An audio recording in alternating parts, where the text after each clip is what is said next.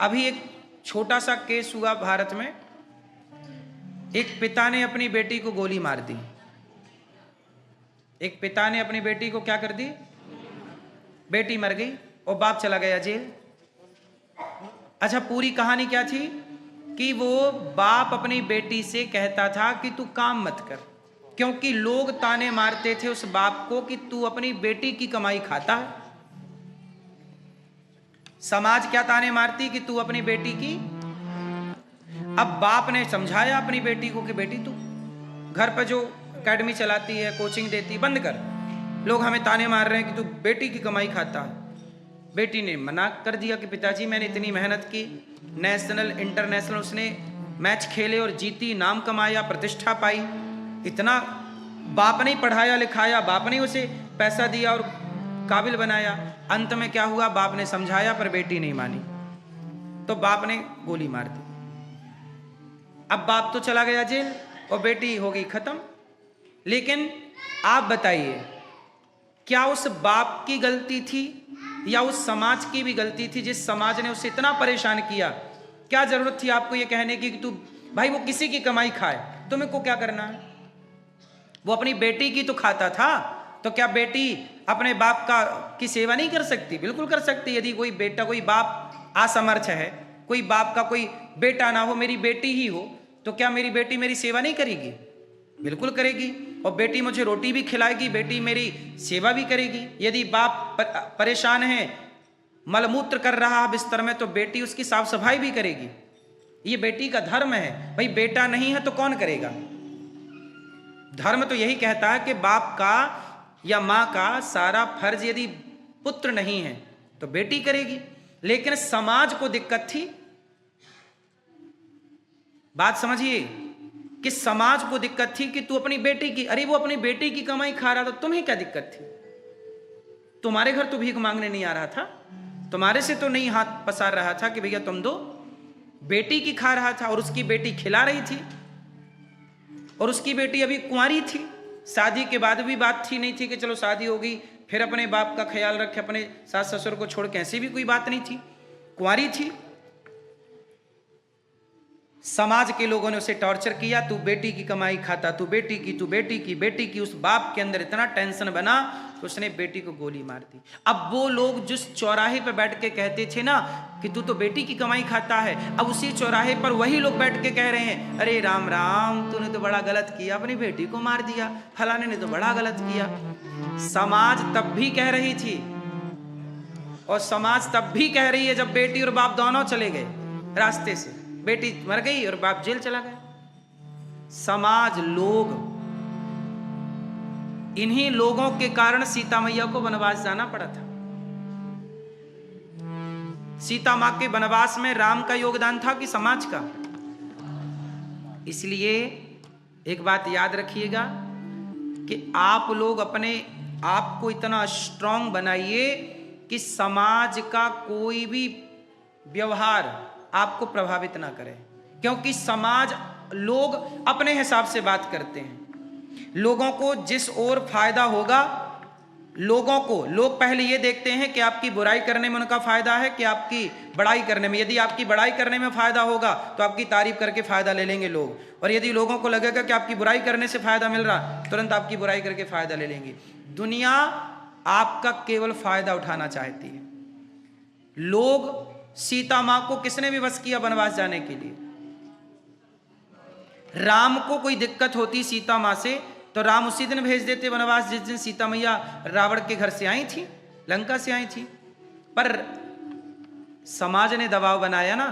धोबी ने कहा अपनी पत्नी से कि मैं कोई राम छोड़ी हूं जो तुझे अपने पास रख लूं। कहानी यहां से शुरू हुई थी, और फिर वो बात पूरे समाज में फैल गई। सारे लोगों ने दबाव बनाया, राम जी हम आपकी पत्नी को महारानी के रूप में स्वीकार नहीं करेंगे। और सबके कारण सीता मां के चरित्र पर लांछन लग गया, उंगली खड़ी हो गई। इसलिए मैं आप लोगों से ये बात कहता हूं कि अपने बच्चों को इतना मजबूत बनाइए कि लोग क्या कहते हैं इसकी परवाह ना करिए, क्योंकि लोगों का काम ही कहना है, वो बिना कहे रह ही नहीं सकते। हाथी चला बाजार, हाथी चला बाजार और कुत्ते लगे हजार। हाथी चला बाजार, कुत्ते लगे हजार। जब हाथी चलता है तो कुत्ते क्या करते हैं? भां भां भां भां भां। अच्छा, कुत्तों को पूछो क्यों भौंक रहे हो? बोले हमें नहीं पता क्यों भौंक रहे हैं, हम तो इसलिए भौंक रहे हैं क्योंकि हाथी हमसे आगे आगे चल रहा है। हाथी हमसे, यदि आप समाज के आगे आगे चलने लग गए अपनी काबिलियत के बल पर, तो लोग भौंकना। लोगों को दिक्कत इसलिए है कि आप आगे क्यों बढ़ रहे हैं, आप आगे क्यों जा रहे हैं। लोग अपने दुख से दुखी नहीं हैं, आपके सुख से दुखी हैं कि आप इतने सुख में क्यों रहते हैं। जब आप लोग यहां अमेरिका में रह के वीडियो फोटो भेजते होंगे तो कुछ लोग आपके परिवार के खुश होते होंगे, रे हमारे परिवार की लड़की, हमारे परिवार का लड़का देखो अमेरिका में नाम कमा रहा है, पैसे कमा रहा है। कुछ लोग तो खुश होते होंगे, लेकिन कुछ लोगों की आग लग जाती होगी, अरे अमेरिका चला गया, अरे वहां कमा रहा है।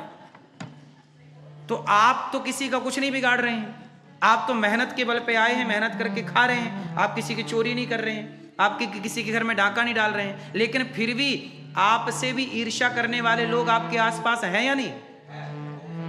बोलो हाँ। उन्हें ईर्ष्या किस बात की है?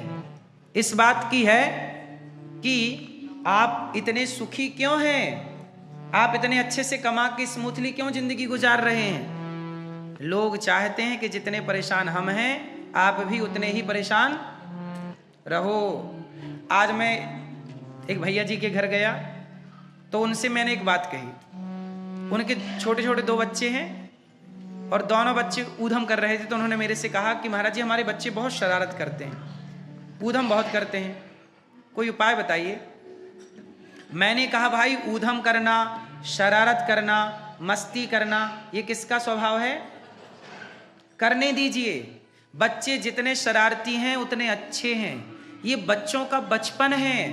आजकल क्या है, आप लोग इतने टेंशन में रहते हैं, आप लोग इतने डिप्रेशन में रहते हैं, आप लोग इतने परेशान रहते हैं कि जब आपके सामने बच्चे खेलते हैं तो आपको लगता है कि बच्चे क्यों इतना ऊधम मचा रहे हैं, क्यों इतने खेल रहे हैं, क्यों इतने खुश हैं।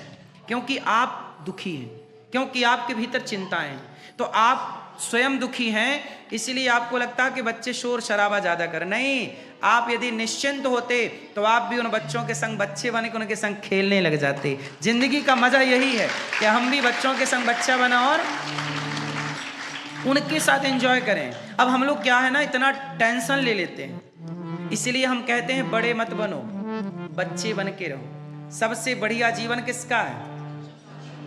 इसलिए आप बड़े मत बनिए, कितना भी पैसा कमाइए, कितने भी ऊंचे पद पे जाइए, पर आप अपने भीतर के बचपन को जिंदा रखिए। जिसके भीतर का बचपन जिंदा है ना, वही इंसान है। जो बड़ा हो जाता है ना, वो आधा तो बड़ा होके मर जाता है। नहीं, अब आप लोग हंसते भी नहीं है, मुस्कुराते भी नहीं है, ठहाके भी नहीं है। छोटे छोटे बच्चे ना हंसते हैं, हाँ हाँ खूब हंसते हैं, खूब खूब उनका पेट दर्द कर रहे हैं। आप बताइए, आप आखिरी बार ऐसा कब हंसे थे कि आपका पेट दर्द करने लग जाए? आप आखिरी बार कब हंसे कि पेट दर्द करने लग जाए? कब? आज ही हंसे? आज ही हंसे होंगे, हमें पता है। आप लोग परेशान थे, इसलिए भगवान ने हमें बुलाया कि आओ भाई अमेरिका के भक्तों को भी खुश रखो। अच्छा ये बताओ, आप इतना सारा पैसा कमाते हैं, आप इतना दूर आए हैं, अपना धरती छोड़ के आए हैं, अपने परिवार को छोड़ के यहाँ आए हैं, किस लिए? परिवार को आपने छोड़ा, परिवार के साथ अपनों को छोड़ा, आप अपने दोस्तों को छोड़े, अपनी भूमि छोड़े, अपनी जननी जन्मभूमि छोड़े, यहाँ आए, पैसे कमाए, घर बनाया, सफलता पाई। किसके लिए? इसलिए ना कि आपको थोड़ी खुशी प्राप्त हो। लेकिन यहाँ आके भी यदि आप खुश नहीं हुए तो यहाँ आने का उद्देश्य क्या है? पैसा कमाना उद्देश्य ना बनाओ, खुश रहना सीखिए। हम कहते हैं भारत में रहो, अमेरिका में रहो, लंदन में रहो, जापान, कहीं भी रहो, पर क्या रहो? हर परिस्थिति में क्या रहो? प्रसन्न रहो। हर परिस्थिति में क्या रहो मेरी माँ? हाँ, इसलिए कहता हूं खुश रहना सीखिए।